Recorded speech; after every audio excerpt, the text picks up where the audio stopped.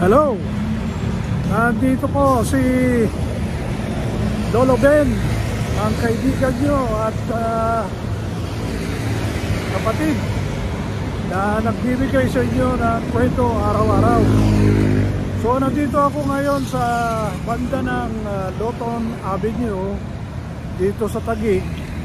Ito po yung main street kung saan naka-locate po yung Port Bonifacio.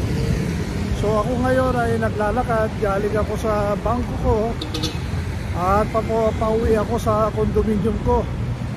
Nilalakad ko lang yan, malapit lang, wala pang 1 kilometro, mga 800 meters lang, kaya easy walking.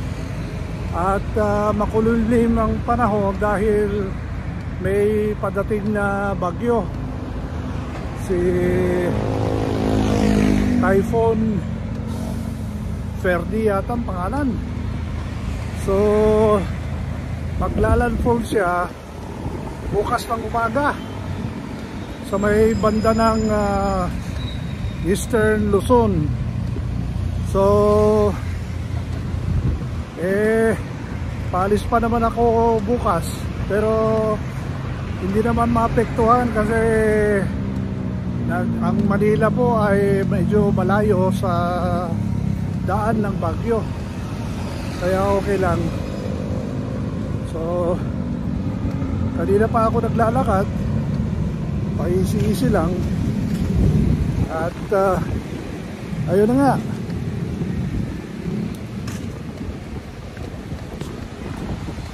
itong Loton Avenue na ito, alam niyo, 2 lane lang itong street dati. Ngayon 4 lanes na, actually 6 lanes ito. Pero yung isang lane sa gilid ginawang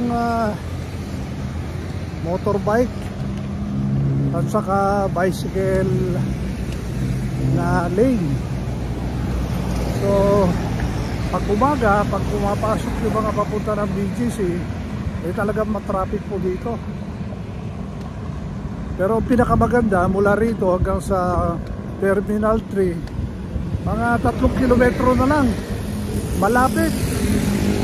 Dati tinatakbo ko lang ito mula Port Bonifacio hanggang sa airport, tapos pabalik.